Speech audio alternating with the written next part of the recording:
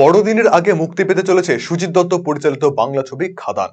ছবির প্রমোশনে ইতিমধ্যে উত্তরবঙ্গের বিভিন্ন প্রান্তে সফর করছেন ছবির অভিনেতা দেব এবং খাদানের টিম। মঙ্গলবার ছবির প্রমোশনে রায়গঞ্জে এসেছে খাদানের টিম। বুধবার রায়গঞ্জের এসবিএফ এ সাংবাদিক বৈঠক করেন ছবির অভিনেতা দেব। তিনি বলেন, রায়গঞ্জে এসে টিম খাদান প্রচুর ভালোবাসা পেয়েছে। বাংলা সিনেমা খাদানের মধ্যে দিয়ে উৎসব নিয়ে এসেছে। বাংলা সিনেমার প্রতি মানুষের যে ভালোবাসা ছিল সেটাকে পুনরায় ফিরিয়ে আনা হয়েছে। প্রথম এইবার কলকাতার বাইরে রাজ্যের বিভিন্ন প্রান্তে চলছে বাংলা সিনেমার প্রমোশন। আমরা চেষ্টা করছি খাদান প্রত্যেকটা মানুষের কাছে যাতে পৌঁছয়, মানুষ যাতে সিনেমা হলে গিয়ে বড় পর্দায় ছবিটি দেখেন। যে সমস্ত জায়গায় সিনেমা হল নেই, মানুষের আগ্রহ থাকলে অবশ্যই সেখানে সিনেমা হল খুলবে।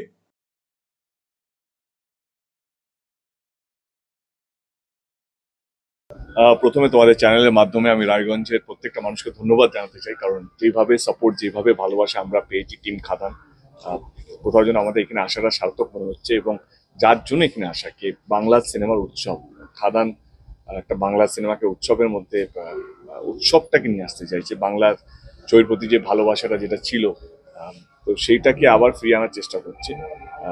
যার জন্য এখানে আসে কি আমরা যা যা প্রমোশন করি কলকাতার মধ্যে করি, কলকাতা কখনো কোনো মলে, কখনো কোথাও আশেপাশে, কলকাতার বাইরে সেরকম ভাবে যাওয়া হয় না।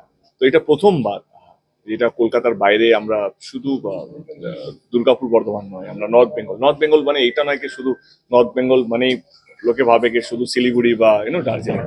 নর্থ বেঙ্গল মানে যে মালদা আছে, রায়গঞ্জ আছে, উত্তর দিনাজপুর আছে, বা অনেকগুলো জায়গা আছে। তো আমাদের চেষ্টা কি খাদান প্রত্যেকটা বাড়িতে পৌঁছুক, সেটা সাউথ বেঙ্গল হোক বা নর্থ বেঙ্গল, পুরো বাংলা জুড়ে যেন মানুষের কাছে যেন আমরা পৌঁছতে পারি। খাদান ছবিটা রিলিজ হচ্ছে 20 ডিসেম্বর। এবারে সবাই, আমরা এটাও জানি কি সব জায়গায় সিনেমা হল নেই, কিন্তু এটা সত্যি কি সিনেমা হল নেই বলে কি সিনেমা হল হবে না? আমি চাই যদি ডিমান্ড থাকে সাপ্লাই হবে, মানুষ যদি আগ্রহ থাকে সিনেমা দেখা, তো অনেক জায়গায় নতুন সিনেমা হল খুলবে। এই আশা নিয়েও আমরা এই ট্যুরটা, এই খাদানের বেঙ্গল ট্যুরটা শুরু করেছি। দেব আরো বলেন, খাদান হলো আমাদের গল্প, আমাদের রাজ্যের গল্প, আমাদের কালচারের গল্প। এখানে ডান্স, অ্যাকশন, গল্প সবটাই রয়েছে। দেব 10 বছর পর আবার বড় স্কেলে ফিরছে। বর্তমানে আমরা বেশিরভাগ ছবি মোবাইলে দেখি, কিন্তু খাদান সিনেমা মোবাইল, ল্যাপটপ বা টিভিতে দেখার মতো নয়। বড় পর্দায় এই সিনেমা দেখতে হবে।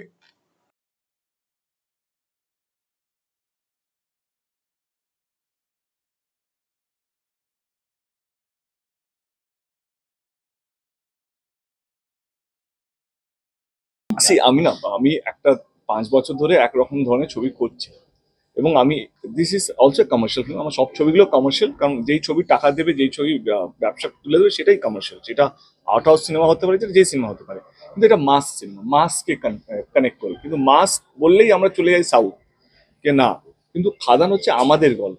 আপনারা সবাই জানেন কি এশিয়ার সবচেয়ে বড় কোল্ড বেল্ট হচ্ছে আমাদের রাজ্যে, এই দামোদর বেল্টটা, যেখানে ঝাড়খণ্ড বর্ডার, বিহার বর্ডার, এখন সবটাই কিন্তু অনেকটা পোর্শন বাংলায় আছে, পশ্চিমবঙ্গে, এটা আসানসোল, দুর্গাপুর বেল্টে। এই গল্পটা হচ্ছে আমাদের গল্প, আমাদের রাজ্যের গল্প, আমাদের কালচার নিয়ে, আমাদের রুটেড গল্প। এখানে এইটা নয় কি এই গল্পটা দেখার সময় বা ছবিটা দেখার সময় আপনাদের মনে হবে না এটা তো সাউথের কোনো একটা বড় ছবির সঙ্গে, না না না।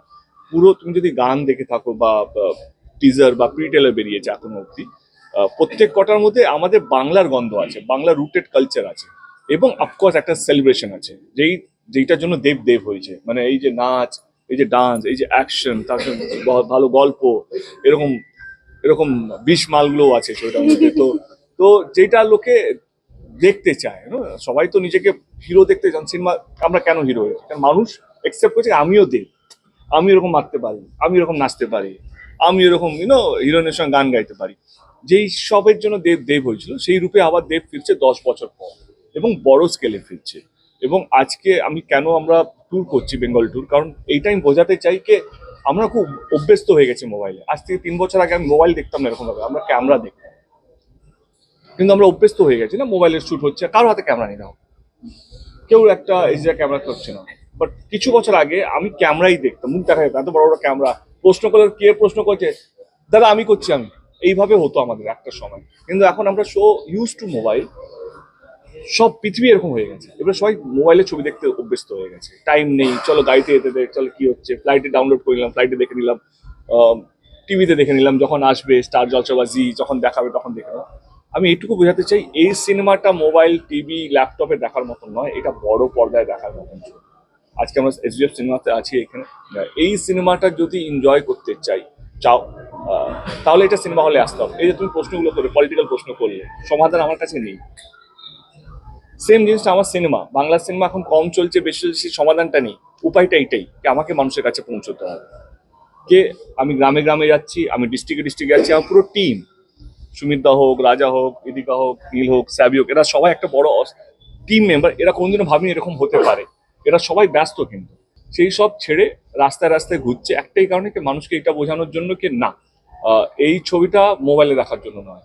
আর আপনারা যেটা বলছেন ভালো বাংলা ছবি হচ্ছে না, একটা সুযোগ দিয়ে দেখুন, আসুন ছবিটা দেখুন, খারাপ হলে আর আমি করবো না এরকম ধরনের ছবি। খুব ভালো, এই প্রশ্নটাই আমি বলছি, কোনো মেসেজ নেই। উৎসব আছে, আপনি দুর্গাপুজো এনজয় করেন, কোনো মেসেজ দিতে চান? আপনি যখন বাজি ফাটান, আপনি কোনো মেসেজ দিতে চান? আপনি কাউকে যদি নতুন কাপড় দেন, সেটা কোনো মেসেজ হয় না। পৃথিবীতে সব জিনিস মেসেজ দেওয়ার জন্য নয়, কিছু কিছু জিনিস সেলিব্রেট করার জন্য। খাদান হচ্ছে celebration, celebration of life, celebration of togetherness,